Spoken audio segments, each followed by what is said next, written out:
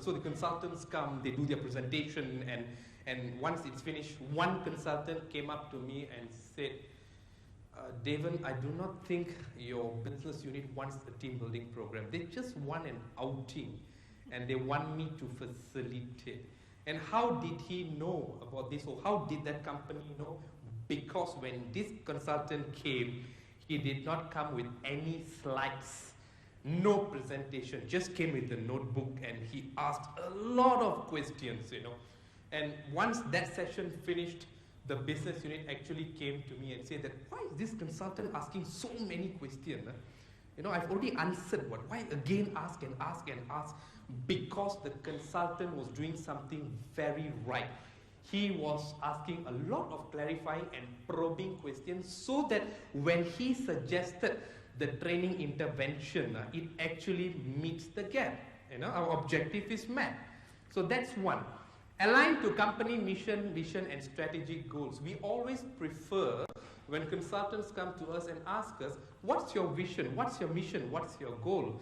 But in my experience, at least, I'm speaking from my point of view, it does happen once in a while. By the way, what's the vision of the company? What does CMB want to achieve? What do you mean by Vision 15? What do you mean by being a leading ASEAN franchise? And how can I help you?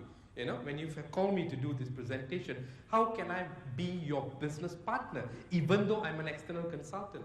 So these things don't happen, right? We prefer our training programs to be aligned with the mission and vision, because that's the bigger picture at hand, better than doing it on piecemeal basis. The third point is, the trend is to offer developmental program rather than on piecemeal basis. If there is an issue on communication again, it's not only communication, right? There is a bigger picture there, and we always prefer if it's a developmental program where the staff is put through a few modules, and when they complete the module, there is an assessment done, whether it's level 2 or level 3 of the Kirkpatrick model. At least there's an assessment done. So there's a developmental program, and post-assessment.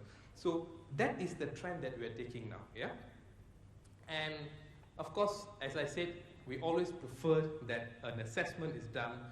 Any testing, any profiling tool that is used and given to us and to tell us that this is how they were before and this is how they are now after they've been put through this 6 months or 4 months or 8 months developmental program. But normally we don't prefer a 12 months developmental program. Just too long for us, because we want to also see results, yeah? Especially, for example, if we want to re-strategize, into new markets or things like that. So we just can't wait for 12 months, yeah? So 6 months is just ideal. Now, other salient points to create a powerful and lasting impression, just through an experience sharing. Arrive on time. I'm sure that a lot of you may think that, okay, isn't this the basic rule that when I do presentations, I got to be there in time? I guess that when I put this in, that is through my experiences. Sometimes they just don't come on time. We wait for them.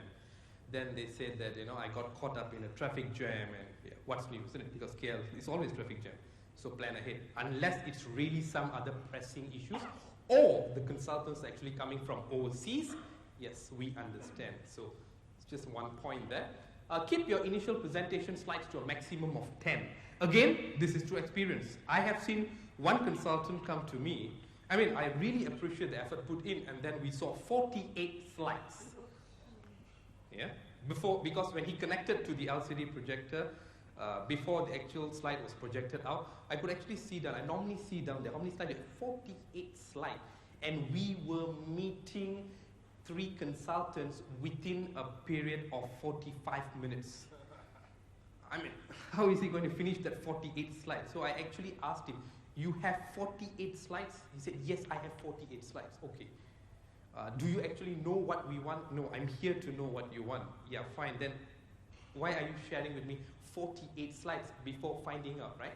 That 48 slides will be most suitable when you did your TNA or LNA, and you come and present to me afterwards. That'll be good. But here I have 48 slides. So how can I finish? The other 2 consultants who are waiting, let's be fair. Some of them came all the way from Singapore too.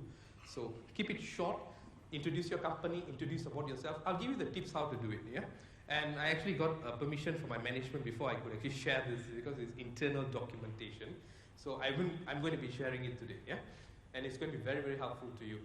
Why? Again, we are looking for partners, okay? We do not call our external training consultants or speakers as speakers, we call them as partners, right? Partner with us, and we want you to be part of the team to grow the company, yeah? And your LNA, TNA collation result can have more depth, so go into depth if you have done it. Leverage on your website as a point of purchase tool. Yeah, that's the POP tool there. The first thing that we look at when you come and do a presentation to us is that we go to your website. Again, at least that is from a CIMB point of view. We go to your website, we do a total check about your company, about your courses. Yeah, I've been working with other large corporates before, and the trend seems to be very different. Last time, about 3-4 years ago, when I was involved in another big conglomerate, we were quite impressed with brochures. You know, the brochures look nice and all that. But what happens with the brochures is eventually it becomes very cluttered. You know, it goes into the HR. You know, we have what we call like a storage room, and we put it all there. You know, we call it an archive. You know, so sometimes when there's too many brochures, we tend to archive it too soon. We have an ISO standard when to archive our document. How long it should be in archive before we dispose it, but sometimes it's just too many material, we archive it. So the most recent and quick check on a company would be through your website. So keep your website updated, keep your website thorough, and let us know what are the information that's supposed to be known, yeah? Be flexible to technological alternatives like Skype, telepresence, con-call, yeah? Very much in CIMB, we are a regional bank. All our meetings are done through telepresence. We have a dedicated line. We speak to our Thailand counterparts. We speak to, you know, Indonesia through telepresence. So sometimes we do have consultants, speakers coming and telling us that, you know, yeah, I'm not available, or, you know, I don't have that facility, or I'm not comfortable, you know, I would like to still come and see you face to face. I mean, time does not permit, isn't it, to do that. So I guess that it's good to be flexible. Eh?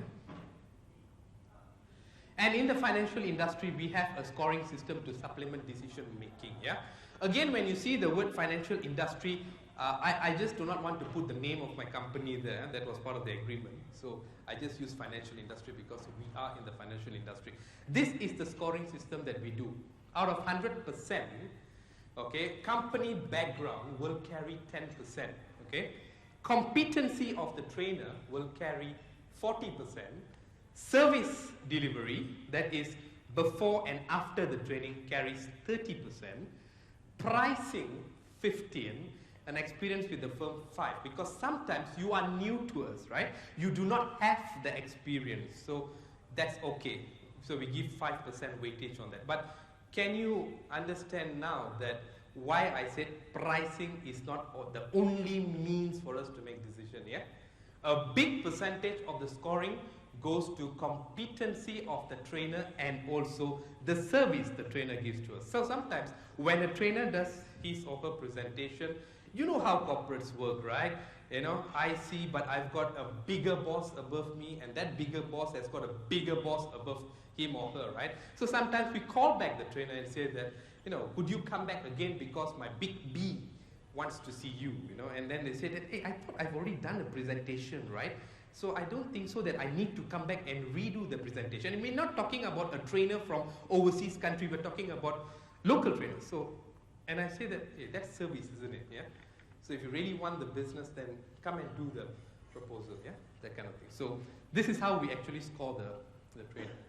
Yeah.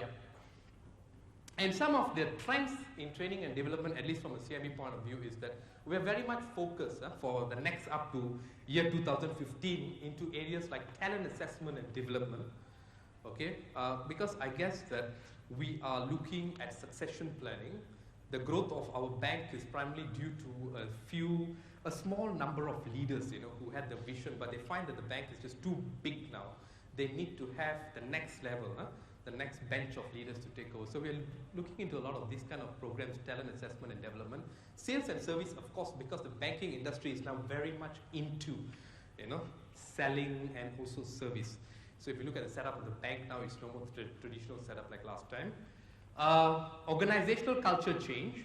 This is one of our core programs that we need to have, because CIMB is a non-organic growth bank. We grew so big